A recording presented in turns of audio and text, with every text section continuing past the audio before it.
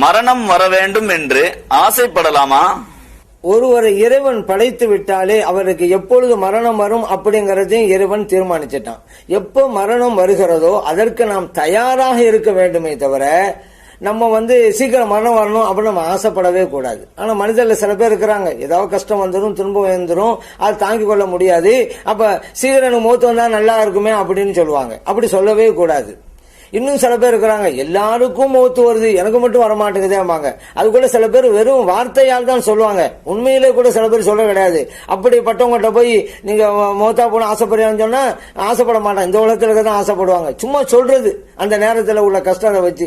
ஆனா சில பேரு உண்மையிலே கூட சொல்லலாம், இவ்வளவு கஷ்டம் இவ்வளவு சோதனை வாழ்க்கையில தேவையா, நான் மௌத்தா போல நல்லா இருக்குமே அப்படின்னு கூட சில பேர் சொல்லலாம். ஆனா எப்படியோ இந்த மாதிரி வார்த்தைகளை எல்லாம் உபயோகிக்க கூடாது என்று மார்க்கம் தடுக்கிறது. நபிகள் நாயகம் ஸல்லல்லாஹு அலைஹி வஸல்லம் சொன்னாங்க, உங்களில் யாரும் சீக்கிரம் மரணம் வந்துடும் ஆசைப்படாதீங்க.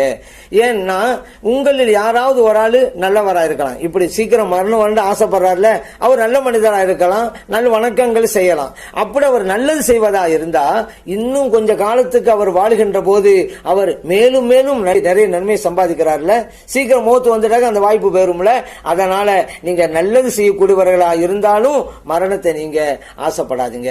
சரி, ஒரு ஆள் தப்பு பண்ணிக்கிட்டு இருக்கிறான்னு வச்சுக்கிறீங்களேன், அவர் சீக்கிரம் மூத்தாப்பட்டான்னு வச்சுக்கிறோங்க, தௌபா செய்வதற்கு வாய்ப்பு ஏற்படாத.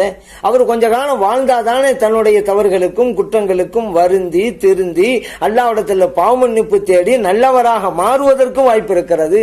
அதனால நீங்க நல்லது செஞ்சாலும் நீங்க மரணத்தை ஆசைப்படாதீங்க, நீண்ட வாழுங்க, நல்லது செய்யுங்க. அதே போல நீங்க தீயது செய்யக்கூடியவங்களா இருந்தாலும் பாவம் செய்யக்கூடியவங்களா இருந்தாலும் கூட சீக்கிரம் மரணம் ஆசைப்படாதீங்க, உங்களுக்கு தௌபா செய்வதற்கு வாய்ப்பு இல்லாம போயிரும். இந்த உலகம் வாழ்ந்தா நீங்க தௌபா செய்வீங்க, நல்லவரா மாறிடுங்க என்று நபிகள் நாயகம் ஸல்லல்லாஹு அலைஹி சொல்லி காட்டுறாங்க. இந்த ஹதீஸ் புகாரியிலே பதிவு செய்யப்பட்டிருக்கிறது. ஒரு கட்டத்தில் அப்பாஸ் ரலியல்லாஹு அன்ஹு ஸல்லல்லாஹு அலைஹி வஸல்லம் அவருடைய சிறிய தந்தையார் அவங்க உடல்நல முடியாம இருந்தாங்க. ஸல்லல்லாஹு அலைஹி வஸல்லம் பார்த்து வரலாம்னு போனாங்க. அப்பாஸ் ரலியல்லாஹு அன்ஹு அவர்களுக்கு ஏற்பட்ட அந்த சிரமத்தினால கஷ்டத்தினால சொன்னாங்க, எனக்கு சீக்கிரம் மௌத்து வந்தா நல்லதுன்னு சொன்னாங்க. இப்ப நபிகள் நாயகம் ஸல்லல்லாஹு அலைஹி வஸல்லம் சொன்னாங்க, சிறிய தந்தையார் அவர்களே, இப்படி தாங்கள் கூறாதீர்கள், மரணம் சீக்கிரம் வரணும் நீங்க ஆசைப்படாதீங்க.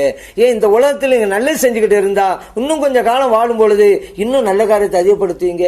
நீங்க தீயது செஞ்சக்கூடிய ஒரு சூழ்நிலையில இருந்தா நீங்க உங்க தவறுக்கு பாவ மன்னிப்பு தேடுவீங்க.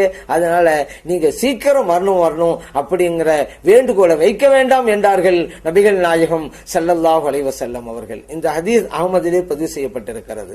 அதனால இறைவனே என்னை சீக்கிரம் மௌத்தாக்குன்னு யாரும் சொல்லக்கூடாது. அப்ப கஷ்டம் வருது, வேற என்னங்க செய்யறது அப்படின்னு கேட்கலாம். அதுக்கு நபிகள் நாயகம் ஸல்லல்லாஹு அலைஹி வஸல்லம் சொல்றாங்க, உங்களுக்கு சிரமம் வந்து விட்டது என்பதற்காக இறைவனிடத்திலே மரணத்தை கேட்காதீங்க, வேண்டுமானால் நான் சொல்லித் தருவது போன்று நீங்கள் கூறுங்கள், இறைவனே நான் வாழ்வதுதான் எனக்கு நல்லது என்றால் என்னை வாழவை, நான் மரணிப்பது நல்லது என்று நீ கருதினால் என்னை மரணிக்கவை, எனக்கு எது நல்லதுன்னு நினைக்கிறோ அதை செய் என்று வேணுமானால் இறைவனிடத்தில் முறையிடுங்கள், இறைவனே என மௌத்தாகிரு அப்படி மட்டும் சொல்லாதீங்க என்று நபிகள் நாயகம் ஸல்லல்லாஹு அலைஹி வஸல்லம் சொல்லி தர்றாங்க.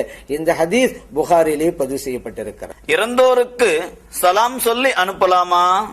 இறந்து போனவங்களுக்கு சலாம் சொல்லி அனுப்பலாம் என்று நபிகள் நாயகம் ஸல்லல்லாஹு அலைஹி வஸல்லம் அவர்களுடைய தோழர்களுடைய செயல்பாடுகள் நமக்கு காண்பிக்குது. இப்ப நம்ம நடைமுறையில ஊருக்கு ஒரு ஆள் போறாரு, அந்த ஊர்ல நமக்கு தெரிஞ்சவங்க இருக்கிறாங்க, நமக்கு நண்பர்கள் இருக்கலாம் அல்லது நம்முடைய சொந்தக்காரர்கள் இருக்கலாம், அவங்களுக்கு இங்க சலாம் சொல்லுங்க நம்ம சொல்லி அனுப்புறோம்ல, அவங்கள பார்த்தா நீங்க சலாம் சொல்லுங்க என்று நாம் சொல்லி அனுப்புறோமா இல்லையா? அந்த மாதிரி ஏற்கனவே மௌத்தா போயிருக்கிறாங்க, அவங்களுக்கும் நம்ம சலாம் சொல்லி அனுப்பலாம் என்பதை ஹதீதுகள்ல நம்ம பார்க்கிறோம். அதன் அடிப்படையிலே தான் கண்மணி நாயகம் ஸல்லல்லாஹு அலைஹி வஸல்லம் அவர்களுக்கு கூட நம்ம சலாம் சொல்லி அனுப்புறோமே. ஹஜ்ஜுக்கு போறாங்க, நமக்கு பயணம் சொல்ல வர்றாங்க, அப்ப நம்ம என்ன சொல்றோம், கண்மணி நாயகம் ஸல்லல்லாஹு அலைஹி வஸல்லம் அவங்களுக்கு நான் சலாம் சொன்னதா சொல்லுங்க அப்ப நம்ம சொல்றோமா இல்லையா? அந்த மாதிரி மரணித்து விட்ட எல்லா நல்லடியார்களுக்கும் நாம் சலாம் சொல்லி அனுப்பலாம். உதாரணத்துக்கு கஅப் ரலியல்லாஹு அன்ஹு அவர்கள் மரண தருவாயில இருக்கிறாங்க, சக்கராத் ஹாலு. உம்மு பிஷர் ரலியல்லாஹு அன்ஹா அங்க வர்றாங்க. சொன்னாங்க, கஅப் அவர்களே, இன் லகீத ஃபுலானன், இன்னார நீங்க சந்தித்தால் ஃபக்ர அலைஹி மின்னி அஸ்ஸலாம், நாம் சலாம் சொன்னதாக அவர்கிட்ட நீங்க முறையிடுங்கன்னாங்க. உடனே கஅப் ரலியல்லாஹு சொன்னாங்க, என்னங்க நீங்க போய் என்ன போய் சலாம் சொல்ல சொல்றீங்க, அந்த நேரத்தில் என் நிலைமை எப்படி இருக்குமோ அதுல அல்லவா என் கவனமெல்லாம் இருக்கும், நான் எப்படி நீங்க சலாம் சொன்னதை நினைவுல வச்சு நான் கொண்டு போய் முறையிட முடியும் அப்படின்னு அவங்க கேட்கிறாங்க. இப்போ உம்மு பிஷர் ரலியல்லாஹு அன்ஹா சொன்னாங்க, கஅப் அவர்களே, என் நபிகள் நாயகம் ஸல்லல்லாஹு அலைஹி வஸல்லம் அவர்கள் சொன்ன ஹதீஸை நீங்கள் கேட்கவில்லையா? மூமின்களுடைய ஆத்மாக்களை எல்லாம் அல்லாஹு தஆலா பச்சை நிற பறவையிலே வைத்து அந்த சொர்க்கத்தினுடைய மரங்களிலே அமைப்பான், எல்லாம் அங்க இருக்கும் என்று நீங்க கேட்டிருக்கீங்களா இல்லையா?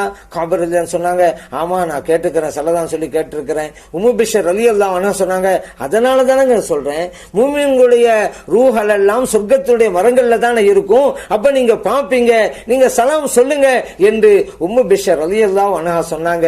இப்னு மாஜாவுல பதிவு செய்யப்பட்ட ஹதீஸ். அதே போல முஹம்மத் இப்னுல் முன்கதிர் ரலியல்லாஹு அன்ஹு அவங்க சொல்றாங்க, ஜாபிர் ரலியல்லாஹு அன்ஹு சக்கராத் ஹால்ல இருந்தாங்க, அவங்கள நான் சந்திக்க வந்தேன். அப்ப நான் சொன்னேன், ஜாபிர் அவர்களே, கண்மணி நாயகம் ஸல்லல்லாஹு அலைஹி வஸல்லம் அவர்களை நீங்கள் பார்க்கின்ற போது நாம் சலாம் சொன்னதாக கூறுங்கள் என்றார்கள். இந்த ஹதீஸும் இப்னு மாஜாவிலே பதிவு செய்யப்பட்டிருக்கிறது. இதன் மூலம் நம்ம என்ன புரிஞ்சு கொள்றோம்னு சொன்னா, நம்மை விட்டும் சென்று விட்ட முன்னோர்களுக்கு, நல்லடியார்களுக்கு சலாம் சொல்லுங்க என்று சொல்லி அனுப்பலாம் அப்படிங்கறத நாம் புரிந்து கொள்கிறோம்.